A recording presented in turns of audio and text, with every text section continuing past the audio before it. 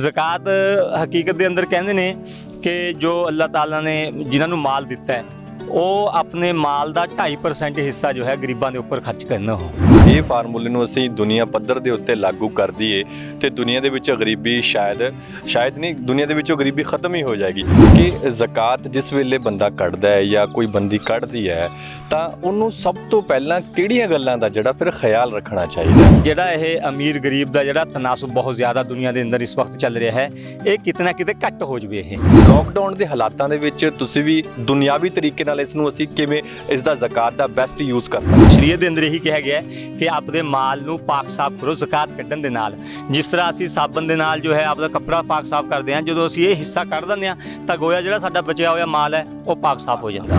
Lockdown ਨੇ ਪਿਛਲੇ 2 ਸਾਲਾਂ ਦੇ ਵਿੱਚ ਹਾਲਾਤ ਇਦਾਂ ਦੇ ਬਣਾ ਦਿੱਤੇ ਨੇ ਕਿ ਬਹੁਤ ਸਾਰੇ ਲੋਕ ਮਜਬੂਰ ਨੇ ਪਰ ਉਹ ਦੱਸ ਨਹੀਂ ਸਕਦੇ, ਆਪਣੇ ਹਾਲਾਤ ਬਿਆਨ ਨਹੀਂ ਕਰ ਸਕਦੇ। ਖੁਦਦਾਰ ਲੋਕ ਨੇ ਜਿਹੜੇ ਕਿ ਆਪਣੇ ਬੱਚਿਆਂ ਦੇ ਢਿੱਡ ਤੇ ਰਮਜ਼ਾਨ ਪਾਕ ਦੇ ਪਵਿੱਤਰ ਦਿਹਾੜੇ ਮੌਕੇ ਆਪਣੇ ਬੱਚਿਆਂ ਦੇ ਢਿੱਡ ਤੇ ਤਾਂ ਹੱਥ ਰੱਖ ਕੇ ਸੌ ਜਾਂਦੇ ਨੇ ਰਾਤ ਵੇਲੇ, ਪਰ ਉਹ ਕਿਸੇ ਕੋਲੋਂ ਹੱਥ ਜਿਹੜਾ ਅੱਡਣਾ, ਕਿਸੇ ਅੱਗੇ ਹੱਥ ਅੱਡਣਾ ਉਹ ਸਹੀ ਨਹੀਂ ਸਮਝਦੇ। ਫਿਰ ਵੀ ਅਗਰ ਬੰਦਾ ਮਦਦ ਵੀ ਲੈਣਾ ਪਸੰਦ ਨਹੀਂ ਕਰਦਾ, ਸ਼ਰੀਅਤ ਇੱਥੇ ਤੱਕ ਕਹਿੰਦੀ ਹੈ ਕਿ ਤੁਸੀਂ ਉਹਨੂੰ ਕਰਜ਼ ਕਹਿ ਕੇ ਦੇ ਸਕਦੇ ਹੋ। ਦਿਲ 'ਚ ਨੀਅਤ ਕਰ ਲਓ ਕਿ ਮੈਂ ਜ਼ਕਾਤ ਦੇ ਰਿਹਾ ਉਹਨੂੰ, ਤਾਂ ਕਿ ਹੌਸਲਾ ਹੋ ਜਾਵੇ ਕਿ ਮੈਨੇ ਕਿਸੇ ਤੋਂ ਜ਼ਕਾਤ ਨਹੀਂ ਲੈਤੀ। ਸਤਿ ਸ਼੍ਰੀ ਅਕਾਲ ਜੀ, ਹਕੀਕਤ ਟੀਵੀ ਪੰਜਾਬੀ ਦੇਖ ਰਹੇ ਸਾਡੇ ਸਾਰੇ ਦਰਸ਼ਕਾਂ ਦਾ ਸਵਾਗਤ। ਮੈਂ ਹਾਂ ਕਾਸਿਫ ਫਾਰੂਕੀ। ਮੁਸਲਮਾਨ ਭਾਈਚਾਰੇ ਦਾ ਰਮਜ਼ਾਨ ਦਾ ਮਹੀਨਾ ਚੱਲ ਰਿਹਾ ਹੈ ਤੇ ਕੁਝ ਕੁ ਦਿਨਾਂ ਬਾਅਦ ਜਿਹੜਾ ਈਦ ਦਾ ਤਿਉਹਾਰ ਹੈ ਉਹ ਮਨਾਇਆ ਜਾਂਦਾ ਹੈ। ਈਦ ਦੇ ਤਿਉਹਾਰ ਮੌਕੇ ਚਾਹੇ ਕੋਈ ਵੱਡਾ ਹੈ, ਚਾਹੇ ਕੋਈ ਛੋਟਾ ਹੈ, ਚਾਹੇ ਕੋਈ ਅਮੀਰ ਹੈ, ਚਾਹੇ ਕੋਈ ਗਰੀਬ ਹੈ, ਹਰੇਕ ਮੁਸਲਮਾਨ ਪਰਿਵਾਰ ਦੇ ਵਿੱਚ ਜਿਹੜਾ ਖੁਸ਼ੀਆਂ ਦੀ ਉਹ ਛਹਿਬਰ ਲੱਗ ਜਾਂਦੀ ਹੈ। ਬੱਚੇ ਨੇ ਨਵੇਂ ਕੱਪੜੇ ਜਿਹੜੇ ਉਹ ਪਾਉਂਦੇ ਨੇ। ਹਰੇਕ ਬੰਦਾ ਇਹ ਹੈਰਾਨ ਹੁੰਦਾ ਹੈ ਕਿ ਜਿਸ ਦੇ ਹਾਲਾਤ ਸਾਰਾ ਸਾਲ ਮਾੜੇ ਰਹਿੰਦੇ ਨੇ ਆਰਥਿਕ ਤੌਰ ਦੇ ਉੱਤੇ, ਉਹਨਾਂ ਦੇ ਬੱਚੇ ਵੀ ਕਿਸ ਤਰੀਕੇ ਨਾਲ ਜਿਹੜੇ ਨਵੇਂ ਕੱਪੜੇ, ਨਵੇਂ ਸੂਟ ਅਤੇ ਇੰਨੇ ਚਾਅ ਦੇ ਵਿੱਚ ਜਿਹੜਾ ਉਹ ਘੁੰਮ ਰਹੇ ਹੁੰਦੇ ਨੇ, ਫਿਰ ਰਹੇ ਹੁੰਦੇ ਨੇ। ਸੋ ਇਸ ਮੁੱਦੇ ਦੇ ਉੱਤੇ ਅਜਿਹਾ ਕਿਹੜਾ ਫਾਰਮੂਲਾ ਜਿਹੜਾ ਮੁਸਲਮਾਨ ਭਾਈਚਾਰੇ ਵੱਲੋਂ ਰਮਜ਼ਾਨ ਦੇ ਵਿੱਚ ਅਪਣਾਇਆ ਜਾਂਦਾ ਹੈ ਕਿ ਹਰੇਕ ਅਮੀਰ ਗਰੀਬ ਦਾ ਜਿਹੜਾ ਪਾੜਾ ਹੈਗਾ ਉਸ ਨੂੰ ਖ਼ਤਮ ਕਰਨ ਦੀ ਕੋਸ਼ਿਸ਼ ਕੀਤੀ ਜਾਂਦੀ ਹੈ। ਇਸ ਬਾਬਤ ਅਸੀਂ ਗੱਲਬਾਤ ਕਰਾਂਗੇ। ਸਾਡੇ ਨਾਲ ਨੇ ਜਿਹੜੇ ਮੁਫਤੀ ਦਿਲਸ਼ਾਦ ਅਹਿਮਦ ਜੀ, ਉਹਨਾਂ ਨਾਲ ਗੱਲਬਾਤ ਕਰਕੇ ਸਮਝਣ ਦੀ ਕੋਸ਼ਿਸ਼ ਕਰਾਂਗੇ ਕਿ ਆਖਿਰ ਇਸ ਮੁਕੱਦਸ ਮਹੀਨੇ ਦੇ ਵਿੱਚ ਅਜਿਹਾ ਮੁਸਲਮਾਨ ਭਾਈਚਾਰੇ ਵੱਲੋਂ ਕੀ ਕੀਤਾ ਜਾਂਦਾ ਹੈ ਕਿ ਹਰੇਕ ਮੁਸਲਮਾਨ ਪਰਿਵਾਰ ਦੇ ਵਿੱਚ ਜਿਹੜੀਆਂ ਖੁਸ਼ੀਆਂ ਦੀ ਛਹਿਬਰ ਲੱਗ ਜਾਂਦੀ ਹੈ। ਜਿਸ ਤਰੀਕੇ ਨਾਲ ਸਿੱਖ ਭਾਈਚਾਰਾ ਜਿਹੜਾ ਉਹ ਦਸਵੰਧ ਕੱਢਦਾ ਹੈ, ਉੱਦਾਂ ਦਾ ਕੋਈ ਫਾਰਮੂਲਾ ਹੈਗਾ ਜੀ ਮੁਫਤੀ ਸਾਹਿਬ? ਜਿਸ ਤਰੀਕੇ ਨਾਲ ਮੁਸਲਮਾਨ ਭਾਈਚਾਰੇ ਦੇ ਬੱਚੇ ਹੋਣ ਜਾਂ ਬਜ਼ੁਰਗ ਹੋਣ, ਅਮੀਰ ਹੋਣ, ਗਰੀਬ ਹੋਣ, ਇੰਨੀ ਖੁਸ਼ੀ ਕਿਵੇਂ ਆਉਂਦੀ ਹੈ ਘਰ ਦੇ ਵਿੱਚ? ਬਿਸਮਿਲ੍ਲਾਹਿਰ ਰਹਿਮਾਨਿਰ ਰਹੀਮ। ਜਿਸ ਤਰ੍ਹਾਂ ਤੁਹਾਨੂੰ ਦੱਸਿਆ ਕਿ ਈਦ ਦਾ ਤਿਉਹਾਰ ਆਉਣ ਵਾਲਾ ਹੈ ਔਰ ਈਦ ਦੇ ਤਿਉਹਾਰ ਦੇ ਉੱਪਰ ਕੀ ਅਮੀਰ ਕੀ ਗਰੀਬ ਹਰ ਇੱਕ ਜੋ ਹੈ ਖੁਸ਼ੀ ਨਾਲ ਫੁੱਲਿਆ ਨਹੀਂ ਸਮਾ ਰਿਹਾ ਹੁੰਦਾ ਔਰ ਆਪਣੇ ਐਤਵਾਰ ਦੇ ਨਾਲ ਜਿਸ ਤਰ੍ਹਾਂ ਵੀ ਉਹ ਕਰ ਸਕਦਾ ਹੈ ਉਹ ਉਸ ਖੁਸ਼ੀ ਦਾ ਇਜ਼ਹਾਰ ਕਰਦਾ ਹੈ। ਜਿਵੇਂ ਬੱਚੇ ਨਵੇਂ ਕੱਪੜੇ, ਬੜੇ ਨਵੇਂ ਕੱਪੜੇ ਸਮਾਉਂਦੇ ਨੇ ਔਰ ਇਸੇ ਤਰੀਕੇ ਨਾਲ ਖਾਣ ਪੀਣ ਦਾ ਜੋ ਹੈ ਬਹੁਤ ਅੱਛਾ ਘਰਾਂ ਦੇ ਅੰਦਰ ਸਾਮਾਨ ਜੋ ਹੈ ਤਿਆਰ ਕੀਤਾ ਜਾਂਦਾ ਹੈ। ਇਸ ਦੇ ਲਈ ਫਾਰਮੂਲਾ ਇਸਲਾਮ ਨੇ ਜੋ ਹੈ ਇੱਕ ਬਿਹਤਰੀਨ ਫਾਰਮੂਲਾ ਜੋ ਹੈ ਦਿੱਤਾ ਹੈ, ਜਿਸ ਨੂੰ ਜ਼ਕਾਤ ਦੇ ਨਾਮ ਨਾਲ ਜਾਣਿਆ ਜਾਂਦਾ ਹੈ, ਜਿਸ ਨੂੰ ਜ਼ਕਾਤ ਕਹਿੰਦੇ ਨੇ। ਕਿ ਜ਼ਕਾਤ ਹਕੀਕਤ ਦੇ ਅੰਦਰ ਜੋ ਹੈ ਇੱਕ ਇਸ ਦੇ 2 ਪਹਿਲੂ ਆਪਾਂ ਕਰ ਸਕਦੇ ਹਾਂ। ਇੱਕ ਤਾਂ ਸ਼ਰਈ ਐਤਬਾਰ ਨਾਲ ਇਸ ਦਾ ਪਹਿਲੂ ਇਹ ਹੈ ਕਿ ਇੱਕ ਅੱਲਾ ਦਾ ਬਹੁਤ ਬੜਾ ਹੁਕਮ ਹੈ। ਇਹ ਦੱਸਿਆ ਕਿ ਨਮਾਜ਼ ਤੋਂ ਬਾਅਦ ਜੋ ਹੈ ਸਭ ਤੋਂ ਬੜਾ ਹੁਕਮ ਇਸਲਾਮ ਦੇ ਅੰਦਰ ਜ਼ਕਾਤ ਨੂੰ ਹੀ ਦੱਸਿਆ ਜਾਂਦਾ ਹੈ। ਜ਼ਕਾਤ ਨੂੰ ਪੰਜਾਬੀ 'ਚ ਕਿਸ ਤਰ੍ਹਾਂ ਡਿਫਾਈਨ ਕਰਾਂਗੇ ਜੀ ਆਪਾਂ? ਜ਼ਕਾਤ ਨੂੰ ਆਪਾਂ ਪੰਜਾਬੀ 'ਚ ਕਹਿ ਸਕਦੇ ਹਾਂ ਜਿਵੇਂ ਪੁੰਨ ਕਹਿ ਲਈਏ, ਖੈਰਾਤ ਕਹਿ ਲਈਏ ਆਪਾਂ, ਯਾਨੀ ਹਾਂ ਡੋਨੇਸ਼ਨ ਕਹਿ ਦਈਏ ਵੀ ਆਪਣਾ ਦੂਸਰੇ ਦੀ ਮਾਲੀ ਮਦਦ ਕਰਨਾ। ਤਾਂ ਇਹ ਅੱਲਾ ਦਾ ਬਹੁਤ ਬੜਾ ਹੁਕਮ ਹੈ। ਘੱਟੋ ਘੱਟ ਅੱਲਾਹ ਤਾਲਾ ਨੇ ਆਪਣੀ ਕਿਤਾਬ ਮੁਕੱਦਸ ਦੇ ਅੰਦਰ ਯਾਨੀ ਕੁਰਾਨ ਪਾਕ ਦੇ ਅੰਦਰ 82 ਜਗ੍ਹਾ ਲੋਕਾਂ ਨੂੰ ਇਸ ਦੇ ਉੱਪਰ ਜੋ ਹੈ ਬਾਰ-ਬਾਰ ਇਸ ਦੀ ਤਾਕੀਦ ਕੀਤੀ ਹੈ ਔਰ ਇਸ ਤੋਂ ਇਲਾਵਾ ਵੀ ਹੋ ਸਕਦਾ। ਨਮਾਜ਼ ਤੋਂ ਕਿਹਾ ਅਕੀਮੁਸਸਲਾਹ व आतुज़ ज़कात, ਨਮਾਜ਼ ਵੀ ਕਾਇਮ ਕਰੋ ਔਰ ਅੱਲਾਹ ਦੇ ਰਸਤੇ 'ਚ ਜ਼ਕਾਤ ਵੀ ਦੇਵੋ। ਹੁਣ ਇਹ ਜ਼ਕਾਤ ਦਾ ਜੋ ਸਮਾਜੀ ਪਹਿਲੂ ਹੈ ਇਸ ਦੇ ਅੰਦਰ ਜੋ ਹੈ ਗਰੀਬਾਂ ਦੀ ਗਮਖਾਰੀ ਔਰ ਗਰੀਬਾਂ ਦੀ ਹਮਦਰਦੀ ਦਾ ਸਭ ਤੋਂ ਬੜਾ ਪਹਿਲੂ ਹੈ ਔਰ ਅਖਲਾਕੀਆਤ ਦੇ ਬਹੁਤ ਉੱਚੇ ਦਰਜੇ ਦੇ ਉੱਪਰ ਹੈ ਇਹ। ਔਰ ਇਸ ਦੇ ਨਾਲ ਜੋ ਹੈ ਇਸਲਾਮ ਨੇ ਸਮਾਜ ਦੇ ਅੰਦਰ 2 ਕੈਟਾਗਰੀ ਕੀਤੀ ਹੈ। ਇੱਕ ਮਾਲਦਾਰ ਜਿਹਨੂੰ ਗਨੀ ਕਿਹਾ ਜਾਂਦਾ ਹੈ ਔਰ ਦੂਸਰੇ ਜੋ ਹੈ ਗਰੀਬ ਜੋ ਨਾਦਾਰ ਲੋਕ ਹੁੰਦੇ ਨੇ। ਅੱਲਾਹ ਦੇ ਨਬੀ ਸੱਲੱਲਾਹੁ ਅਲੈहि ਵਸੱਲਮ ਦੀ ਤਾਲੀਮਾਤ ਤੋਂ ਹੀ ਮਿਲਦਾ ਹੈ। ਆਪ ਨੇ ਜਿੱਥੇ ਜ਼ਕਾਤ ਦਾ ਹੁਕਮ ਫਰਮਾਇਆ ਉੱਥੇ ਇਹ ਚੀਜ਼ ਕਹੀ ਹੈ ਕਿ ਜ਼ਕਾਤ ਜੋ ਅੱਲਾਹ ਨੇ ਤੁਹਾਡੇ ਉੱਪਰ ਜ਼ਰੂਰੀ ਕੀਤੀ ਹੈ ਇਹ ਤੁਹਾਡੇ ਮਾਲਦਾਰਾਂ ਤੋਂ ਲਈ ਜਾਊਗੀ ਔਰ ਤੁਹਾਡੇ ਗਰੀਬਾਂ ਨੂੰ ਦਿੱਤੀ ਜਾਊਗੀ। ਗੋਇਆ ਕਿ ਕੁਛ ਨਾ ਕੁਛ ਹੱਦ ਤੱਕ ਜੋ ਹੈ ਅੱਲਾਹ ਤਾਲਾ ਨੇ ਇਹ ਕੋਸ਼ਿਸ਼ ਕੀਤੀ ਹੈ ਕਿ ਜਿਹੜਾ ਇਹ ਅਮੀਰ ਗਰੀਬ ਦਾ ਜਿਹੜਾ ਤਨਾਸਬ ਬਹੁਤ ਜ਼ਿਆਦਾ ਦੁਨੀਆ ਦੇ ਅੰਦਰ ਇਸ ਵਕਤ ਚੱਲ ਰਿਹਾ ਹੈ, ਇਹ ਕਿਤੇ ਨਾ ਕਿਤੇ ਘੱਟ ਹੋ ਜਵੇ ਇਹ। ਔਰ ਜਿਸ ਤਰ੍ਹਾਂ ਅਮੀਰ ਜੋ ਹੈ ਅੱਲਾ ਦੇ ਦਿੱਤੇ ਹੋਏ ਮਾਲ ਨੂੰ ਇਸਤੇਮਾਲ ਕਰਕੇ ਆਪਣੀਆਂ ਜ਼ਰੂਰਤਾਂ ਨੂੰ ਪੂਰਾ ਕਰ ਰਿਹਾ ਹੈ, ਤਾਂ ਇਹ ਗਰੀਬ ਬੰਦਾ ਜੋ ਹੈ ਇਹ ਵੀ ਇਕੱਲਾ ਦਾ ਬੰਦਾ ਹੈ, ਇਹ ਵੀ ਆਪਣੀਆਂ ਉਹਨਾਂ ਜ਼ਰੂਰਤਾਂ ਨੂੰ ਪੂਰਾ ਕਰਨ ਵਾਲਾ ਬਣ ਜਾਵੇ। ਇਸ ਦੇ ਲਈ ਮੁਸਲਮਾਨ ਜੋ ਹੈ ਆਮ ਤੌਰ ਤੇ ਰਮਜ਼ਾਨ ਦੇ ਮਹੀਨੇ ਦੇ ਅੰਦਰ, ਲੇਕਿਨ ਇਹ ਰਮਜ਼ਾਨ ਦੇ ਨਾਲ ਵੀ ਕੋਈ ਜ਼ਰੂਰੀ ਨਹੀਂ ਹੁੰਦਾ, ਪਰ ਰਮਜ਼ਾਨ ਦੇ ਮਹੀਨੇ ਦੇ ਅੰਦਰ ਜਿਸ ਤਰ੍ਹਾਂ ਪਹਿਲਾਂ ਵੀ ਆਪਣੀ ਬਾਤ ਹੋਈ ਹੈ ਕਿ ਅੱਲਾਹ ਤਾਲਾ ਇਸ ਦੇ ਅੰਦਰ ਕਿਸੇ ਨੇਕ ਕੰਮ ਦਾ ਜੋ ਹੈ ਸਵਾਬ ਯਾਨੀ ਜ਼ਿਆਦਾ ਕਰ ਦਿੰਦੇ ਨੇ, ਉਸ ਦੇ ਉੱਪਰ ਜ਼ਿਆਦਾ ਨੇਕੀਆਂ ਮਿਲਦੀਆਂ ਨੇ। ਇਸ ਲਈ ਆਮ ਤੌਰ ਤੇ ਮੁਸਲਮਾਨ ਤਬਕਾ ਜੋ ਹੈ, ਮੁਸਲਮਾਨ ਕਮਿਊਨਿਟੀ ਜੋ ਹੈ ਇसी ਮੁਬਾਰਕ ਮਹੀਨੇ ਦੇ ਅੰਦਰ ਆਪਣੇ ਮਾਲ ਦੀ ਜ਼ਕਾਤ ਕਰਦੀ ਹੈ। ਜ਼ਕਾਤ ਹਕੀਕਤ ਦੇ ਅੰਦਰ ਕਹਿੰਦੇ ਨੇ ਕਿ ਜੋ ਅੱਲਾਹ ਤਾਲਾ ਨੇ ਜਿਨ੍ਹਾਂ ਨੂੰ ਮਾਲ ਦਿੱਤਾ ਹੈ ਉਹ ਆਪਣੇ ਮਾਲ ਦਾ 2.5% ਹਿੱਸਾ ਜੋ ਹੈ ਗਰੀਬਾਂ ਦੇ ਉੱਪਰ ਖਰਚ ਕਰਨਾ ਹੋ, ਮਤਲਬ ਆਪਣੇ ਮਾਲ ਦਾ ਜਿਹਦੇ ਵਿੱਚ ਉਹਨਾਂ ਦੀ ਪ੍ਰੋਫਿਟੇਬਲ ਜਿਹੜੀ ਸੰਪत्ति ਹੈਗੀ ਹੈ, ਜਿਹੜੀ ਜਾਇਦਾਦ ਹੈਗੀ ਹੈ। ਜੀ ਇਹ ਮੈਂ ਦੱਸਦਾ। ਜ਼ਕਾਤ ਦੇ ਲਈ ਜੋ ਹੈ 3 ਚੀਜ਼ਾਂ ਦੇ ਉੱਪਰ ਜ਼ਕਾਤ ਵਾਜਿਬ ਹੁੰਦੀ ਹੈ, ਜ਼ਰੂਰੀ ਹੁੰਦੀ ਹੈ, ਲਾਗੂ ਹੁੰਦੀ ਹੈ, ਜਿਨ੍ਹਾਂ ਵਿੱਚ ਸਭ ਤੋਂ ਪਹਿਲਾਂ ਤਾਂ ਜੋ ਹੈ ਜੋ ਸਾਡੇ ਪਾਸ ਸੋਨਾ ਚਾਂਦੀ ਦੀ ਸ਼ਕਲ 'ਚ ਕੋਈ ਵੀ ਜ਼ੇਵਰਾਤ ਪਏ ਨੇ ਜਾਂ ਕੋਈ ਹੋਰ ਅਸੀਂ ਵਸਤੂ ਰੱਖੀ ਹੋਈ ਹੈ, ਸੋਨੇ ਚਾਂਦੀ ਦੇ ਉੱਪਰ ਆਊਗੀ। ਔਰ ਦੂਸਰੇ ਨੰਬਰ ਤੇ ਜਿਹੜਾ ਕੋਈ ਕੈਸ਼ ਪੇਮੈਂਟ ਸਾਡੇ ਕੋਲੇ ਪਈ ਹੈ ਉਹਦੇ ਉੱਪਰ।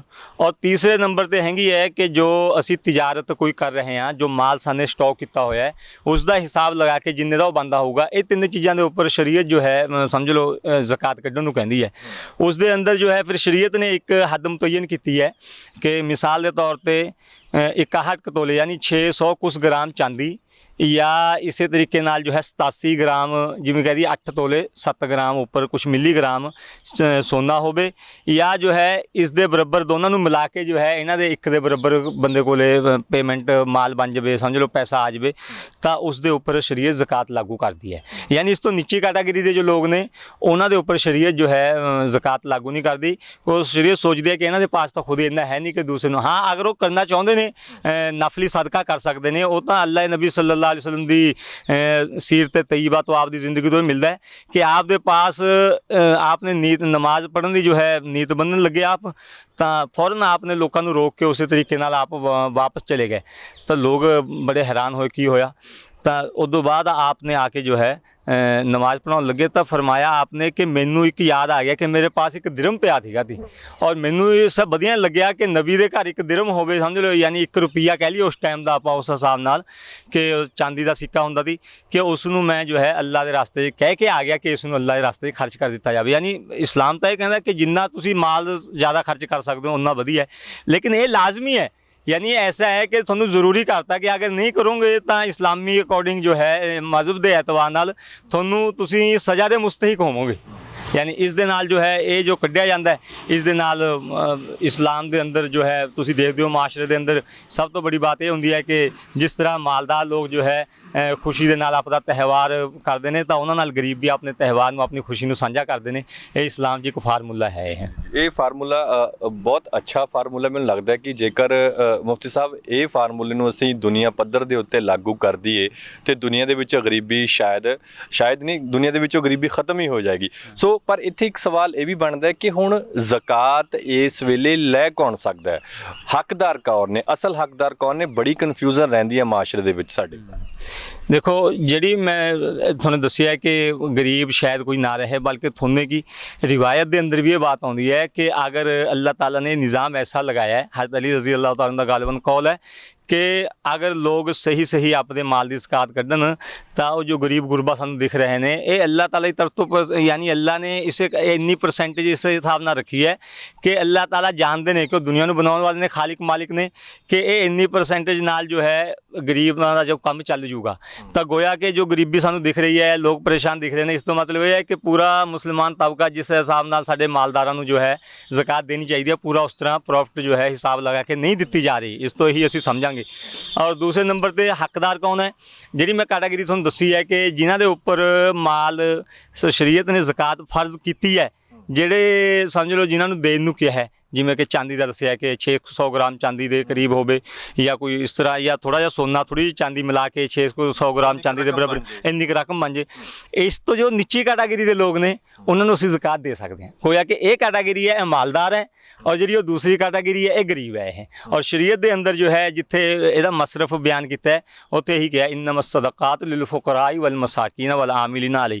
ਇਹ 6-7 ਜੋ ਹੈ ਮਸਰਫ ਬਿਆਨ ਕੀਤੇ ਨੇ, ਜਿਨ੍ਹਾਂ ਵਿੱਚੋਂ ਫਕੀਰ, ਗਰੀਬ, ਮਿਸਕੀਨ। ਫਕੀਰ ਕਹਿੰਦੇ ਨੇ ਕਿ ਕੁਛ ਨਾ ਕੁਛ ਉਸਦੇ ਪਾਸ ਹੈ ਲੇਕਿਨ ਮਾਲਦਾਰ ਨਹੀਂ ਹੈ ਉਹ, ਔਰ ਮਿਸਕੀਨ ਕਹਿੰਦੇ ਨੇ ਕਿ ਕੁਛ ਵੀ ਨਹੀਂ ਹੈ, ਫੁੱਟਪਾਥ ਤੇ ਸੌਣ ਵਾਲਾ ਕੰਮ ਹੈ ਵਿਚਾਰਾ, ਇੱਕ ਵਕਤ ਦੀ ਰੋਟੀ ਹੈ, ਅਗਲੇ ਵਕਤ ਦੀ ਰੋਟੀ ਦਾ ਪਤਾ ਨਹੀਂ ਹੈ।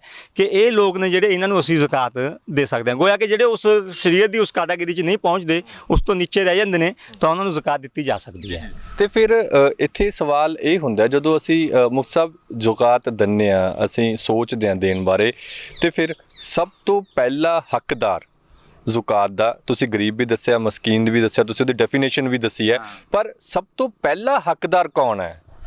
ਸਭ ਤੋਂ ਪਹਿਲਾ ਹੱਕਦਾਰ ਤਾਂ ਸ਼ਰੀਅਤ ਕਹਿੰਦਾ ਹੈ ਕਿ ਸ਼ਰੀਅਤ ਕਹਿੰਦੀ ਹੈ ਕਿ ਤੁਸੀਂ ਆਪਣੇ ਰਿਸ਼ਤੇਦਾਰਾਂ ਦੇ ਅੰਦਰ ਗਰੀਬ ਦੇਖੋ, यानी अपने अड़ोस पड़ोस अपने रिश्तेदार, ताकि दो चीज़ां होंदियां ने, यानी फ़कीर और मिसकीन ही शरीयत ने सब तो पहला बयान किया है। फिर मकरूज़ है, फिर कोई जो है अगर जिस तरह कोई दस्या असीं कि बंदा बाबनी सबील कहते हैं कि जो रास्ते के अंदर आया उसकी जेब कट गई, ਉਹ ਪਤਾ ਲੱਗਿਆ ਕਿ ਉਸਦਾ ਮਾਲ ਲੁੱਟਿਆ ਗਿਆ। ਉਹ ਘਰੇ ਤਾਂ ਮਾਲਦਾਰ ਹੈ ਲੇਕਿਨ ਜਿਸ ਸ਼ਹਿਰ ਦੇ ਅੰਦਰ, ਜਿਸ ਸਥਿਤੀ ਦੇ ਵਿੱਚ ਰਸਤੇ ਦੇ ਅੰਦਰ ਹੈ, ਉਸ ਦੇ ਪਾਸ ਕੁਝ ਨਹੀਂ ਹੈਗਾ, ਤਾਂ ਉਸ ਦੀ ਵੀ ਅਸੀਂ ਜ਼ਕਾਤ ਨਾਲ ਮਦਦ ਕਰ ਸਕਦੇ ਹਾਂ। ਇਸੇ ਤਰੀਕੇ ਨਾਲ ਜੋ ਹੈ ਕੈਦੀ ਹੁੰਦੇ ਸੀਗੇ ਤੇ ਉਹ ਇੰਨਾ ਨਹੀਂ ਖਰਚ ਉਠਾ ਸਕਦਾ ਹੈਗਾ, ਅਸੀਂ ਕੈਦੀਆਂ ਨੂੰ ਵੀ ਜੋ ਹੈ ਰਿਹਾ ਕਰਾ ਸਕਦੇ ਹਾਂ ਇਸ ਮਾਲ ਦੇ ਨਾਲ। ਲੇਕਿਨ ਸਭ ਤੋਂ ਜਿਹੜੀ ਪਹਿਲੀ ਉਹ ਦਿੱਤੀ ਹੈ ਕਿ ਸਭ ਤੋਂ ਪਹਿਲੇ ਮੁਸਤਹਿਕ ਨੇ ਉਹ ਫੁਕਰਾ ਔਰ ਮਸਾਕੀਨ ਨੇ, ਉਹ ਜਿਨ੍ਹਾਂ ਨੂੰ ਯਾਨੀ ਆਪਾਂ ਗਰੀਬ ਕਹਿ ਲੈਂਦੇ ਆਪਣੇ ਪੰਜਾਬੀ ਦੇ ਵਿੱਚ, ਸਾਰਿਆਂ ਨੂੰ ਗਰੀਬ ਕਹਿ ਲੈਂਦੇ, ਚਾਹੇ ਜ਼ਿਆਦਾ ਹੋਵੇ ਚਾਹੇ ਥੋੜ੍ਹਾ ਜਿਹਾ ਘੱਟ ਹੋਵੇ, ਤਾਂ ਗਰੀਬ ਸਭ ਤੋਂ ਵੱਧ ਨੇ। ਫਿਰ ਗਰੀਬਾਂ ਦੇ ਅੰਦਰ ਦੱਸਿਆ ਗਿਆ ਕਿ ਸਭ ਤੋਂ ਪਹਿਲਾਂ ਆਪਾਂ ਆਪਣੇ ਰਿਸ਼ਤੇਦਾਰਾਂ 'ਤੇ ਨਿਗਾਹ ਮਾਰੀਏ, ਉਸ ਦੇ ਨਾਲ ਜੋ ਹੈ ਸਿਲਾ ਰਹਿਮੀ ਕਹਿੰਦੇ ਨੇ, ਇੱਕ ਰਿਸ਼ਤੇਦਾਰੀ ਜੋੜਨੀ, ਉਸ ਦਾ ਫਿਰ ਉਸਦੇ ਸ਼ਰੀਅਤ ਵੀ ਕਹਿੰਦੀ ਹੈ ਕਿ ਉਸ ਦੇ ਉੱਪਰ ਤੁਹਾਨੂੰ ਡਬਲ ਸਵਾਬ ਮਿਲੂਗਾ। ਇੱਕ ਤਾਂ ਤੁਹਾਨੂੰ ਜਿਹੜੀ ਉਹਦੀ ਰਿਸ਼ਤੇਦਾਰੀ ਨਿਭਾਈ ਆ ਉਸ ਦੇ ਨਾਲ, ਜਿਵੇਂ ਭੈਣ ਭਾਈ ਨੇ, ਸਾਡੇ ਮਾਮੇ ਚਾਚਿਆਂ ਦੇ ਬੱਚੇ ਨੇ, ਹੋਰ ਸਾਡੀਆਂ ਬੂਆ ਦੀਆਂ ਫੁੱਫੀਆਂ ਦੀਆਂ ਲੜਕੀਆਂ ਨੇ, ਇਸ ਤਰ੍ਹਾਂ ਸਾਡੇ ਰਿਸ਼ਤੇਦਾਰ ਨੇ, ਇਹਨਾਂ ਨੂੰ ਅਸੀਂ ਜ਼ਕਾਤ ਦਈਏ। ਔਰ ਫਿਰ ਇਸ ਦੇ ਨਾਲ ਅਸੀਂ ਜਿੱਥੇ ਆਪੇ ਰਹਿ ਰਹੇ ਹਾਂ, ਅਸੀਂ ਅੜੋਸ ਪੜੋਸ 'ਚ ਵੀ ਦੇਖੀਏ ਅਸੀਂ ਇਹ, ਕਿਉਂ ਜੋ ਪੜੋਸੀ ਹੁੰਦਾ ਉਸ ਦਾ ਵੀ ਦੂਸਰਿਆਂ ਨਾਲੋਂ ਕੁਝ ਜ਼ਿਆਦਾ ਹੱਕ ਹੁੰਦਾ। ਫਿਰ ਸ਼ਹਿਰ ਦੇ ਐਤਬਾਰ ਨਾਲ ਦੇਖੀਏ ਅਸੀਂ, ਔਰ ਸ਼ਹਿਰ 'ਚ ਵੀ ਅਲਹਮਦੁਲਿਲਾ ਕਈ ਦਫਾ ਐਸਾ ਸ਼ਹਿਰ ਹੁੰਦੇ ਨੇ ਕਿ ਅਲਹਮਦੁਲਿਲਾ ਸਾਰੇ ਲੋਕ ਨਹੀਂ ਕੋਈ ਮਿਲ ਰਿਹਾ, ਫਿਰ ਅਸੀਂ ਦੂਸਰੇ ਸ਼ਹਿਰ ਦੇ ਅੰਦਰ ਭੇਜ ਦਈਏ, ਸਮਝ ਲਓ। ਇਸ ਤਰ੍ਹਾਂ ਸ਼ਰੀਅਤ ਨੇ ਦਰਜਾ ਬਦਰਜਾ ਰੱਖਿਆ ਕਿ ਅਸੀਂ ਐਂ ਜ਼ਕਾਤ ਦੇ ਸਕਦੇ ਹਾਂ। ਤੇ ਫਿਰ ਇੱਕ ਵੱਡਾ ਸਵਾਲ ਇਹ ਹੈ, ਸ਼ਰੀਅਤ ਕਰਜ਼ ਉਤਾਰਨ ਦੇ ਵਿੱਚ ਵੀ ਜਿਹੜੀ ਇਸ ਦਾ ਸਮਰਥਨ ਕਰਦੀ ਹੈ ਜ਼ਕਾਤ ਦਾ ਵੀ, ਅਗਰ ਕਿਸੇ ਦਾ ਕਰਜ਼ ਹੋਵੇ ਕਿਸੇ ਰਿਸ਼ਤੇਦਾਰ ਦਾ, ਤਾਂ ਅਸੀਂ ਕਰਜ਼ ਉਤਾਰ ਸਕਦੇ ਹਾਂ, ਉਹ ਸਾਨੂੰ ਪਤਾ ਹੈ, ਪਰ ਕਿਸ ਦਾ ਕਰਜ਼ ਅਸੀਂ ਨਹੀਂ ਉਤਾਰ ਸਕਦੇ ਜ਼ਕਾਤ ਨਾਲ, ਇਹ ਵੀ ਬੜਾ ਇੰਪੋਰਟੈਂਟ ਸਵਾਲ ਹੈ। ਰਿਸ਼ਤੇਦਾਰੀ ਦੇ ਵਿੱਚ ਕਿਸ ਦਾ ਅਸੀਂ ਕਰਜ਼ ਹੈ ਜਿਹੜਾ ਉਹ ਜ਼ਕਾਤ ਦੇ ਪੈਸੇ ਨਾਲ ਨਹੀਂ ਉਤਾਰ ਸਕਦੇ?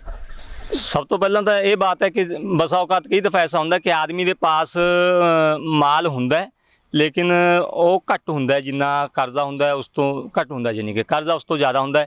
ਇਹ ਫਿਰ ਇਹ ਸਮਝਿਆ ਜਾਂਦਾ ਹੈ ਕਿ ਇਹ ਗਰੀਬ ਦੀ ਕੈਟਾਗਰੀ 'ਚ ਆ ਗਿਆ ਇਹ, ਤਾਂ ਅਸੀਂ ਇਹਨਾਂ ਦਾ ਕਰਜ਼ਾ ਉਤਾਰ ਸਕਦੇ ਹਾਂ। ਲੇਕਿਨ ਕਈ ਦਫਾ ਬੰਦਾ ਐਸਾ ਹੁੰਦਾ ਕਿ ਉਸਦੇ ਪਾਸ ਘਰ ਮਾਲ ਵੀ ਬਹੁਤ ਪਿਆ ਹੈ, ਮਿਸਾਲ ਦੇ ਤੌਰ 'ਤੇ ਜ਼ਮੀਨ ਜਾਇਦਾਦ ਹੈਗੀ ਹੈ ਲੇਕਿਨ पेमेंट नहीं हैगी, और कर्जा तो है पर पेमेंट नहीं है, तो असी शरीयत उन्होंने सब तो पहले यह मुतालबा कर दिए कि आपका यह थोड़ी बहुत ज़मीन वगैरह बेच के आपकी कोई उच्च करके ये आपका पहला वो आप कर्जा उतारे ये, हाँ ये ज़कात न लवे ये। और दूसरे नंबर पर कई दफ़ा साढ़े वालदैन जिमें अब्बा ਅੰਮੀ ਸਾਡੇ ਕੋਈ ਜਾਂ ਸਾਡੇ ਦਾਦਾ ਜੀ ਕੋਈ ਇੱਕ ਤਰ੍ਹਾਂ ਦੇ ਜਿਹੜੇ ਸਾਡੇ ਉੱਪਰ ਤੱਕ ਉੱਪਰ ਦੀ ਪੀੜ੍ਹੀ ਜਿਨ੍ਹਾਂ ਦੀ ਨਸਲ 'ਚੋਂ ਅਸੀਂ ਜਿਹੜਾ ਨਸਬ ਹੈ ਜਿਹੜਾ ਉਹ ਅਗਰ ਮਕਰੂਜ਼ ਹੋ ਜਾਂਦੇ ਨੇ ਤਾਂ ਅਸੀਂ ਉਹਨਾਂ ਦਾ ਵੀ ਕਰਜ਼ਾ ਨਹੀਂ ਉਤਾਰ ਸਕਦੇ, ਕਿਉਂ ਉਹਨਾਂ ਨੂੰ ਸ਼ਰੀਅਤ ਨੇ ਪਸੰਦ ਨਹੀਂ ਕੀਤਾ ਕਿ ਜ਼ਕਾਤ ਜੈਸਾ ਮਾਲ ਅਸੀਂ ਇਹਨਾਂ ਨੂੰ ਦਈਏ। ਉਹ ਇਕਰਾਮ ਜ਼ਿਆਦਾ ਕੀਤਾ ਸ਼ਰੀਅਤ ਨੇ ਉਹਨਾਂ ਦਾ। ਸ਼ਰੀਅਤ ਕਹਿੰਦੀ ਹੈ ਇਹਨਾਂ ਦਾ ਤੁਸੀਂ ਮਦਦ ਕਰੋ, ਇਹਨਾਂ ਦੀ ਇਮਦਾਦ ਕਰੋ, ਨਾ ਕਿ ਇਹਨਾਂ ਨੂੰ ਜ਼ਕਾਤ ਦੇਵੋ, ਹੈਲਪ ਕਰੋ, ਹੈਲਪ ਜ਼ਰੂਰ ਕਰਨੀ ਚਾਹੀਦੀ। ਸਭ ਤੋਂ ਜ਼ਿਆਦਾ ਮੁਸਤਹੀਕ ਨੇ ਸਾਡੇ ਹੈਲਪ ਦੇ ਉਹ।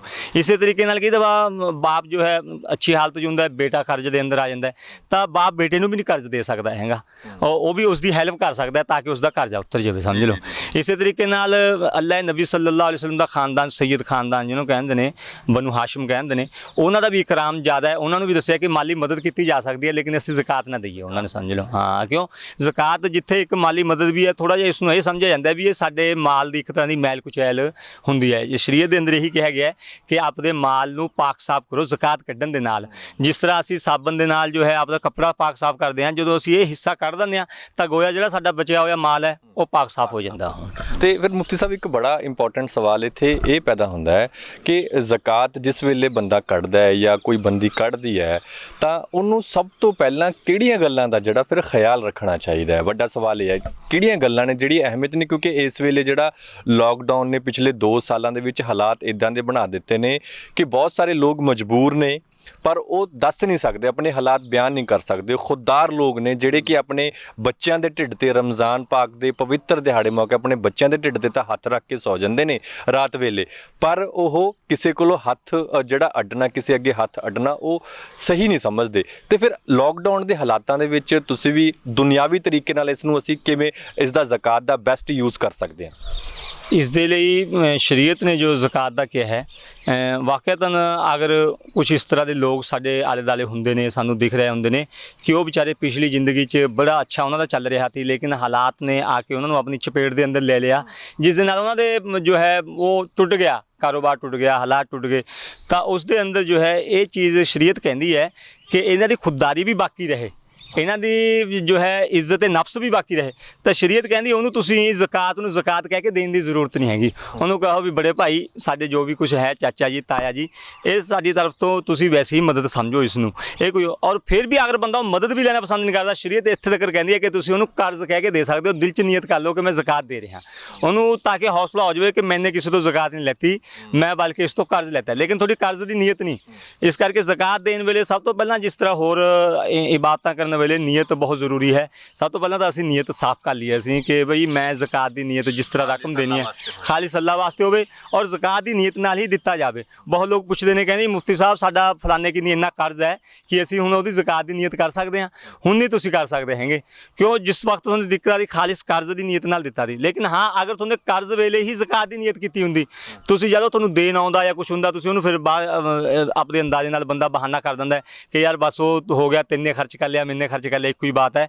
ਲੇਕਿਨ ਜਿਸ ਵਕਤ ਉਹਨੇ ਦਿੱਤਾ, ਅਗਰ ਖਾਲਿਸ ਜ਼ਕਾਤ ਦੀ ਨੀਅਤ ਨਾਲ ਦਿੱਤਾ ਤਾਂ ਤੁਸੀਂ ਉਹਨਾਂ ਦੀ ਇੱਜ਼ਤ ਨਫਸ ਵੀ ਰਹਿ ਜੂਗੀ, ਖੁਦਦਾਰੀ ਵੀ ਬਾਕੀ ਰਹਿ ਜੂਗੀ ਔਰ ਤੁਹਾਡੀ ਤਰਫ ਤੋਂ ਹੈਲਪ ਵੀ ਹੋ ਜੂ, ਬਸ਼ਰਤੇ ਕਿ ਤੁਸੀਂ ਜੋ ਹੈ ਆਲੇ ਦੁਆਲੇ ਨੂੰ ਥੋੜ੍ਹਾ ਜਿਹਾ ਅੰਦਾਜ਼ਾ ਕਰ ਲਵੋ ਜਿੰਨਾ ਕੁ ਤੁਸੀਂ ਕਰ ਸਕਦੇ ਹੋ ਕਿ ਵਾਕਈ ਇਹਨਾਂ ਦੇ ਹਾਲਾਤ ਬਹੁਤ ਟੁੱਟ ਗਏ, ਵਾਕਈ ਮੁਸਤਹਿਕ ਨੇ ਇਹ। ਪਰ ਇੱਕ ਸਵਾਲ ਮੇਰੇ ਕੋਲ ਆਖਰੀ ਸਵਾਲ, ਮਾਫ ਕਰਨਾ ਟਾਈਮ ਬਹੁਤ ਥੋੜਾ ਹੈ ਮੁਫਤੀ ਸਾਹਿਬ, ਮੇਰੇ ਕੋਲ ਆਖਰੀ ਸਵਾਲ ਇਹ ਹੈ ਕਿ ਅਸੀਂ ਸਾਰਾ ਸਾਲ ਰਮਜ਼ਾਨ ਦਾ ਇੰਤਜ਼ਾਰ ਕਰਦਾ ਸਾਡਾ ਮਾਸ਼ਰਾ ਮੁਸਲਮਾਨ ਭਾਈਚਾਰਾ, ਪਰ ਤੁਹਾਨੂੰ ਨਹੀਂ ਲੱਗਦਾ ਕਿ ਕਈ ਵਾਰ ਹਾਲਾਤ ਕਿਸੇ ਰਿਸ਼ਤੇਦਾਰ ਦੇ, ਕਿਸੇ ਦੋਸਤ ਦੇ, ਕਿਸੇ ਗੁਆਂਢੀਆਂ ਦੇ ਅਜਿਹੇ ਹੋ ਸਕਦੇ ਨੇ ਕਿ ਉਹ ਰਮਜ਼ਾਨ ਤੱਕ ਇੰਤਜ਼ਾਰ ਨਾ ਕਰਨ?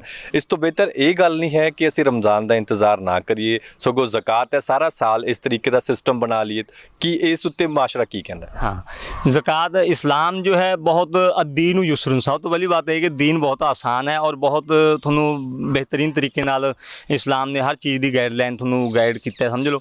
उस दे अंदर ये एक तो ये है कि जिस तरह असी ज़कात साडा असल साल पूरा होने के उपर होंदा है। मिसाल के तौर पर जी मेरी प्रॉफिट है, जिन्हें मैं दसिया हो कि 600 ग्राम चांदी दे, ये अज मैं मसलन मिसाल के तौर पर इन्ने पैसे का मालिक होगा, अज मेरे ते ज़कात नहीं वाजिब होनी, जब मेरे ते साल पूरा हो जाऊगा फिर होगी। हाँ, और जब साल ਜਿਹੜਾ ਹੈਗਾ ਉਹ ਜ਼ਰੂਰੀ ਨਹੀਂ ਕਿ ਰੋਜ਼ਿਆਂ 'ਚ ਹੀ ਪੂਰਾ ਹੋਵੇ, ਹੋ ਸਕਦਾ ਮੇਰੇ ਪਾਸ ਰੋਜ਼ਿਆਂ ਤੋਂ ਪਹਿਲਾਂ ਪੈਸਾ ਆਇਆ ਹੋਵੇ। ਅਸੀਂ ਰੋਜ਼ਿਆਂ ਦਾ ਬਿਲਕੁਲ ਵੇਟ ਨਹੀਂ ਕਰਨਾ ਚਾਹੀਦਾ ਹੈਗਾ, ਸਮਝ ਲਓ ਸਾਨੂੰ ਇਸ ਚੀਜ਼ ਦਾ। ਔਰ ਦੂਸਰੇ ਇੱਕ ਇਹਦਾ ਹੋਰ ਵੀ ਅਸੀਂ ਸਿਸਟਮ ਬਣਾ ਸਕਦੇ ਹਾਂ। ਮਿਸਾਲ ਦੇ ਤੌਰ 'ਤੇ ਰੋਜ਼ਿਆਂ 'ਤੇ ਅਸੀਂ ਜ਼ਕਾਤ ਜੋ ਹੈ ਆਪਣੇ ਮਾਲ ਨਾਲ ਸਾਨੂੰ ਹਿਸਾਬ ਲਗਾ ਲਿਆ ਕਿ ਮੇਰੀ ਜ਼ਕਾਤ ਇੰਨੀ ਬਣਦੀ ਹੈ, ਉਸ ਜ਼ਕਾਤ ਨੂੰ ਉਸ ਪੈਸੇ ਨੂੰ ਅਸੀਂ ਅਲੱਗ ਕਰ ਲਿਆ ਜਾਂ ਅਸੀਂ ਹਿਸਾਬ ਲਾ ਕੇ ਰੱਖ ਲਿਆ ਕਿ ਮੇਰੀ ਜ਼ਕਾਤ 50,000 20,000 30,000 ਬਣੂ। ਅਸੀਂ ਉਸ ਨੂੰ ਥੋੜ੍ਹਾ ਜਿਹਾ ਹੁਣ ਵੀ ਖਰਚ ਕਰ ਲਈਏ, ਥੋੜ੍ਹਾ ਜਿਹਾ ਫਿਰ ਵੀ ਖਰਚ ਕਰ ਲਈਏ, ਅਸੀਂ ਉਸ ਨੂੰ ਇਸ ਤਰ੍ਹਾਂ ਖਰਚ ਟਿਕਮਾ ਖਰਚ ਕਰ ਸਕਦੇ ਹਾਂ ਤਾਂ ਕਿ ਜੋ ਜ਼ਰੂਰਤਮੰਦ ਜਿਸ ਵਕਤ ਆਵੇ ਅਸੀਂ ਉਸ ਨੂੰ ਦੇ ਦਈਏ। ਤਾਂ ਇਸ ਦੇ ਅੰਦਰ ਸ਼ਰੀਅਤ ਕੋਈ ਹਰਜ ਨਹੀਂ ਕਹਿੰਦੀ ਹੈਗੀ, ਸਮਝ ਲਓ। ਔਰ ਇਸੇ ਤਰੀਕੇ ਨਾਲ ਜਿਵੇਂ ਤੁਹਾਨੂੰ ਦੱਸਿਆ ਕਿ ਰਮਜ਼ਾਨ ਤੱਕ ਉਹ ਖਾਸ ਤੌਰ 'ਤੇ ਉਹਨਾਂ ਲੋਕਾਂ ਨੂੰ ਤਾਂ ਇੰਤਜ਼ਾਰ ਨਹੀਂ ਕਰਨਾ ਚਾਹੀਦਾ ਜਿਨ੍ਹਾਂ ਦਾ ਸਾਲ ਉਦੋਂ ਪਹਿਲਾਂ ਪੂਰਾ ਹੋ ਜਾਂਦਾ ਹੈ। ਉਹ ਤਾਂ ਜਦ ਵੀ ਕੋਈ ਜ਼ਰੂਰਤਮੰਦ ਨੂੰ ਦੇਖਣ ਤਾਂ ਉਹ ਜ਼ਰੂਰ ਇਸ ਨੂੰ ਦੇਣ। ਔਰ ਦੂਸਰੇ ਨੰਬਰ 'ਤੇ ਇਹ ਵੀ ਹੈ ਕਿ ਸਿਰਫ ਜ਼ਕਾਤ ਦੇ ਉੱਪਰ ਹੀ ਅਸੀਂ ਟਿੱਕੇ ਨਾ ਰਹੀਏ ਕਿ ਵੀ ਜ਼ਕਾਤ ਨਾਲ ਹੀ ਅਸੀਂ ਸਾਰੇ ਕੰਮ ਕਰਨੇ ਨੇ, ਬਲਕਿ ਜਿੰਨਾ ਵੀ ਸਾਡੇ ਜੋ ਹੈ ਅਸੀਂ ਕਰ ਸਕਦੇ ਹਾਂ, ਅੱਲਾ ਨੇ ਸਾਨੂੰ ਦਿੱਤਾ, ਅਸੀਂ ਜ਼ਕਾਤ ਤੋਂ ਹਟ ਕੇ ਇਮਦਾਦ ਵੀ ਕਰ ਦਈਏ, ਸਦਕਾ ਕਰ ਦਈਏ, ਅਸੀਂ ਇਸ ਦੇ ਨਾਲ ਵੀ ਲੋਕਾਂ ਦੀ ਮਦਦ ਕਰ ਸਕਦੇ ਹਾਂ। ਹਾਂਜੀ ਤੇ ਫਿਰ ਇੱਕ ਜਿਹੜਾ ਈਦ ਪੜਨ ਤੋਂ ਪਹਿਲਾਂ ਇੱਕ ਫਿਤਰੇ ਦਾ ਵੀ ਕਨਸੈਪਟ ਹੈਗਾ ਇਸਲਾਮ ਦੇ ਵਿੱਚ। ਜਾਂਦੇ ਜਾਂਦੇ ਸਾਨੂੰ 2 ਮਿੰਟਾਂ ਦੇ ਵਿੱਚ ਫਿਤਰੇ ਦਾ ਕਨਸੈਪਟ ਵੀ ਸਮਝਾ ਦਿਓ, ਕਿਉਂਕਿ ਜ਼ਿਆਦਾਤਰ ਸਾਡੇ ਜਿਹੜਾ ਕਣਕ ਦਾ ਫਿਤਰਾ ਹੀ ਦੇਣਾ ਇੱਥੇ ਸਹੀ ਸਮਝਦੇ ਨੇ। ਤੇ ਹਜ਼ਰਤ ਮੁਹੰਮਦ ਸਾਹਿਬ ਦਾ ਕੀ ਕੌਲ ਨੇ ਫਿਤਰੇ ਨੂੰ ਲੈ ਕੇ? ਹਾਂ, ਫਿਤਰੇ ਨੂੰ ਲੈ ਕੇ ਬਲਕਿ ਅਰਬ ਦੇ ਇਲਾਕੇ ਦੇ ਅੰਦਰ ਜੋ ਹੈ ਕਣਕ ਦਾ ਮਿਲਣਾ ਥੋੜਾ ਜਿਹਾ ਦੁਸ਼ਵਾਰ ਥਾ, ਔਰ ਕਣਕ ਇਸ ਕਰਕੇ ਜੋ ਹੈ ਜਿੱਥੇ ਤੁਸੀਂ ਦੇਖੋਗੇ ਸਦਕਾ ਫਿਤਰ ਦੇ ਅੰਦਰ ਕਣਕ ਦੀ ਮਿਕਦਾਰ ਜੋ ਹੈ ਘੱਟ ਰੱਖੀ ਹੈ, ਔਰ ਖਜੂਰ ਕਿਸ਼ਮਿਸ਼ ਵਗੈਰਾ ਜੋ ਹੈ ਇਸ ਨੂੰ ਥੋੜਾ ਜਿਹਾ ਜ਼ਿਆਦਾ ਰੱਖਿਆ ਹੈ। ਅਗਰ ਤੁਸੀਂ ਕਣਕ ਦੇ ਐਤਵਾਰ ਨਾਲ ਦੇ ਰਹੇ ਹੋ ਤਾਂ ਤੁਹਾਨੂੰ ਪੌਣੇ 2 ਕਿਲੋ ਕਣਕ ਆ ਉਸ ਦੀ ਕੀਮਤ, ਔਰ ਅਗਰ ਤੁਸੀਂ ਕਿਸ਼ਮਿਸ਼ ਜਾਂ ਯਾਨੀ ਦਾਖਾਂ ਵਗੈਰਾ ਜਾਂ ਤੁਸੀਂ ਖਜੂਰ ਦੇ ਐਤਵਾਰ ਨਾਲ ਦੇ ਰਹੇ ਹੋ ਤਾਂ 3.5 ਕਿਲੋ ਦੇਣੀਆਂ ਪੈਣਗੀਆਂ। ਲੇਕਿਨ ਹੁਣ ਐਸਾ ਅਸੀਂ ਕਰਤਾ, ਮੈਂ ਇਸ ਦੇ ਅੰਦਰ ਆਪਣਾ ਵੀ ਕਸੂਰ ਕਹੂੰਗਾ ਕਿ ਸਿਰਫ ਜਿੱਥੇ ਵੀ ਦੱਸਿਆ ਜਾਂਦਾ ਹੈ ਕਣਕ ਦੇ ਐਤਵਾਰ ਵਾਲਾ ਹੀ ਬਿਆਨ ਕੀਤਾ ਜਾਂਦਾ ਹੈ, ਕਣਕ ਦੇ ਐਤਵਾਰ ਵਾਲਾ ਹੀ ਲਿਖਿਆ ਜਾਂਦਾ ਹੈ। ਹਾਲਾਂਕਿ ਸਾਨੂੰ ਗਰੀਬਾਂ ਦੇ ਪਹਿਲੂ, ਜਿਸ ਤੇ ਗਰੀਬਾਂ ਦਾ ਜ਼ਿਆਦਾ ਨਫਾ ਹੋ ਜਾਵੇ, ਉਸ ਪਹਿਲੂ ਨੂੰ ਧਿਆਨ 'ਚ ਰੱਖਦੇ ਹੋਏ ਸਾਨੂੰ ਕਣਕ ਦੇ ਐਤਵਾਰ ਨਾਲ ਹੀ ਦੇਣਾ ਚਾਹੀਦਾ, ਬਲਕਿ ਸਾਨੂੰ ਦੇਣਾ ਚਾਹੀਦਾ ਹੈ ਖੰਜੂਰਾਂ ਦੇ ਐਤਵਾਰ ਨਾਲ ਜਾਂ ਬਦਾਮ ਜਾਂ ਕਿਸ਼ਮਿਸ਼ ਦੇ ਐਤਵਾਰ ਨਾਲ। ਇਹਨਾਂ ਚੀਜ਼ਾਂ ਦੇ ਐਤਵਾਰ ਨਾਲ ਜੋ ਹੈ ਸਾਨੂੰ ਦੇਣਾ ਚਾਹੀਦਾ। ਅਫਜ਼ਲ ਕਿਹੜਾ ਜੀ ਫਿਰ? ਅਫਜ਼ਲ ਤਾਂ ਇਹੀ ਹੋਊਗਾ ਜੀ, ਜਿਵੇਂ ਹੁਣ 3.5 ਕਿਲੋ ਇਹ ਤਾਂ 40 ਰੁਪਏ ਹੋ ਜਾਣਗੇ, ਜਿਵੇਂ ਅੱਜ ਕੱਲ੍ਹ ਦਾ ਚੱਲ ਰਿਹਾ ਹੈ ਪੌਣੇ 2 ਕਿਲੋ ਕਣਕ ਦੇ ਐਤਵਾਰ ਨਾਲ, ਔਰ ਉਹ ਬਣ ਜੂਗਾ ਕਈ 100 ਰੁਪਿਆ। ਜ਼ਾਹਿਰ ਸੀ ਬਾਤ ਹੈ ਜਦ ਕਈ 100 ਰੁਪਿਆ ਜਾਊਗਾ ਜਾਂ ਖਜੂਰ ਦੇ ਐਤਵਾਰ ਨਾਲ ਅਸੀਂ ਦੇਵਾਂਗੇ ਤਾਂ ਜ਼ਾਹਿਰ ਸੀ ਬਾਤ ਹੈ ਉਹ ਜ਼ਿਆਦਾ ਹੀ ਅਫਜ਼ਲ ਹੋਊਗਾ, ਉਹ ਉਸ ਦੇ ਨਾਲ ਗਰੀਬ ਦਾ ਵੀ ਜ਼ਿਆਦਾ ਬੈਨੀਫਿਟ ਹੋਊਗਾ, ਗਰੀਬ ਨੂੰ ਵੀ ਜ਼ਿਆਦਾ ਨਫਾ ਹੋਊਗਾ, ਔਰ ਸ਼ਰੀਅਤ ਵੀ ਉਸ ਦੇ ਉੱਪਰ ਸਾਨੂੰ ਸਵਾਬ ਜ਼ਿਆਦਾ ਦਊਗੀ। ਜੀ ਜੀ, ਬਹੁਤ ਬਹੁਤ ਸ਼ੁਕਰੀਆ ਜੀ ਸਾਰੀ ਗੱਲਬਾਤ ਦੇ ਲਈ। ਸੋ ਇਹ ਸਨ ਮੁਫਤੀ ਦਿਲਸ਼ਾਦ ਅਹਿਮਦ, ਜਿਨ੍ਹਾਂ ਨੇ ਬੜੀ ਹੀ ਬਾਰੀਕੀ ਨਾਲ ਔਰ ਬਹੁਤ ਹੀ ਸੰਖੇਪ ਦੇ ਨਾਲ ਜ਼ਕਾਤ ਦਾ ਜਿਹੜਾ ਮਾਮਲੇ ਹੈਗੇ ਨੇ ਉਹ ਅਸੀਂ ਡਿਸਕਸ ਕੀਤੇ ਨੇ, ਫਿਤਰੇ ਦੇ ਜਿਹੜੇ ਮਾਮਲੇ ਹੈਗੇ ਨੇ ਉਹ ਡਿਸਕਸ ਕੀਤੇ ਨੇ। ਉਹਨਾਂ ਨੇ ਇੱਕ ਗੱਲ ਬੜੀ ਸਾਫ਼-ਸਾਫ਼ ਕਹੀ ਹੈ ਕਿ ਸਾਨੂੰ ਜਿਹੜਾ ਰਮਜ਼ਾਨ ਦਾ ਇੰਤਜ਼ਾਰ ਨਹੀਂ ਕਰਨਾ ਚਾਹੀਦਾ, ਸਗੋਂ ਸਾਨੂੰ ਜ਼ਰੂਰਤਮੰਦ ਦਾ ਇੰਤਜ਼ਾਰ ਕਰਨਾ ਚਾਹੀਦਾ ਹੈ ਕਿ ਜਦੋਂ ਵੀ ਜ਼ਕਾਤ ਦਾ ਵੇਲਾ ਆਵੇ, ਜਦੋਂ ਕਿਸੇ ਜ਼ਰੂਰਤਮੰਦ ਨੂੰ ਤੁਹਾਨੂੰ ਲੱਗੇ ਤੁਸੀਂ ਜ਼ਕਾਤ ਅਦਾ ਕਰ ਦਿਓ, ਰਮਜ਼ਾਨ ਦਾ ਇੰਤਜ਼ਾਰ ਨਾ ਕੀਤੇ ਬਗੈਰ। ਪਰ ਉਹਨਾਂ ਨੇ ਨਾਲ ਹੀ ਇੱਕ ਹੋਰ ਬਹੁਤ ਵਧੀਆ ਗੱਲ ਕਹੀ ਹੈ। ਉਹਨਾਂ ਦਾ ਕਹਿਣਾ ਹੈ ਕਿ ਜੇਕਰ ਇੱਦਾਂ ਦਾ ਨਿਜ਼ਾਮ, ਇੱਦਾਂ ਦੇ ਜਿਹੜਾ ਸਾਡਾ ਵਰਤਾਰਾ ਹੈਗਾ ਸਾਡੇ ਸਮਾਜ ਦੇ ਵਿੱਚ ਇਹ ਲਾਗੂ ਹੋ ਜਾਵੇ, ਇਮਾਨਦਾਰੀ ਨਾਲ ਲਾਗੂ ਹੋ ਜਾਵੇ, ਤਾਂ ਪੂਰੀ ਦੁਨੀਆ ਦੇ ਵਿੱਚ ਖਾਸ ਕਰਕੇ ਸਾਡੇ ਮਾਸ਼ਰੇ ਦੇ ਵਿੱਚ ਕੋਈ ਵੀ ਗਰੀਬ ਨਹੀਂ ਬਚੇਗਾ। ਸੋ ਕਿਸ ਤਰੀਕੇ ਨਾਲ ਅੱਜ ਅਸੀਂ ਤੁਹਾਨੂੰ ਦੱਸਿਆ ਕਿ ਕਿਸ ਤਰੀਕੇ ਨਾਲ ਜਿਹੜੀ ਈਦ ਦਾ ਤਿਉਹਾਰ ਹੈ ਰਮਜ਼ਾਨ ਤੋਂ ਬਾਅਦ ਹਰ ਘਰ ਦੇ ਵਿੱਚ ਖੁਸ਼ੀਆਂ ਦੀ ਛੈਬਰ ਲਾਉਂਦਾ ਹੈ। ਜਿਸ ਤਰੀਕੇ ਨਾਲ ਸਿੱਖ ਭਾਈਚਾਰਾ ਆਪਣੇ ਦਸਵੰਧਾਂ ਨੂੰ ਅੰਜਾਮ ਦਿੰਦਾ ਹੈ, ਉਸੇ ਤਰੀਕੇ ਨਾਲ ਮੁਸਲਮਾਨ ਭਾਈਚਾਰੇ ਦੇ ਵਿੱਚ ਵੀ ਜਿਹੜਾ ਜ਼ਕਾਤ ਦਾ ਜਿਹੜਾ ਸਿਸਟਮ ਹੈਗਾ ਉਸ ਦੇ ਨਾਲ ਹੀ ਜਿਹੜਾ ਗਰੀਬ ਬੱਚਿਆਂ ਦੇ ਘਰਾਂ ਦੇ ਵਿੱਚ, ਗਰੀਬ ਬੱਚਿਆਂ ਦੇ ਪਰਿਵਾਰਾਂ ਦੇ ਵਿੱਚ ਔਰ ਗਰੀਬਾਂ ਦੇ ਪਰਿਵਾਰਾਂ ਦੇ ਵਿੱਚ ਖਾਸ ਕਰਕੇ ਇਸ ਜ਼ਕਾਤ ਕਰਕੇ ਹੀ ਈਦ ਵਾਲੇ ਦਿਨ ਖੁਸ਼ੀ ਦਾ ਜਿਹੜਾ ਉਹ ਮਾਹੌਲ ਪੈਦਾ ਹੁੰਦਾ ਹੈ। ਸੋ ਇਹ ਗੱਲਬਾਤ ਤੁਹਾਨੂੰ ਕਿਵੇਂ ਲੱਗੀ, ਇਸ ਬਾਬਤ ਤੁਸੀਂ ਆਪਣੀ ਰਾਏ ਸਾਨੂੰ ਜ਼ਰੂਰ ਦਿਓ। ਫਿਰ ਵੀ ਇਸ ਗੱਲਬਾਤ ਤੋਂ ਬਾਅਦ ਤੁਹਾਡੇ ਮਨ ਦੇ ਵਿੱਚ ਕੋਈ ਸਵਾਲ, ਕੋਈ ਸ਼ੰਕਾ ਆਉਂਦਾ ਤਾਂ ਤੁਸੀਂ ਆਪਣਾ ਸਵਾਲ ਕਮੈਂਟ ਬਾਕਸ ਦੇ ਵਿੱਚ ਲਿਖ ਸਕਦੇ ਹੋ। ਅਸੀਂ ਕੋਸ਼ਿਸ਼ ਕਰਾਂਗੇ ਅਗਲੀ ਵੀਡੀਓ ਦੇ ਵਿੱਚ ਮੁਫਤੀ ਸਾਹਿਬ ਹੋਰਾਂ ਨਾਲ ਉਸ ਸਵਾਲ ਦਾ ਜਵਾਬ ਲੈ ਸਕੀਏ। ਧੰਨਵਾਦ।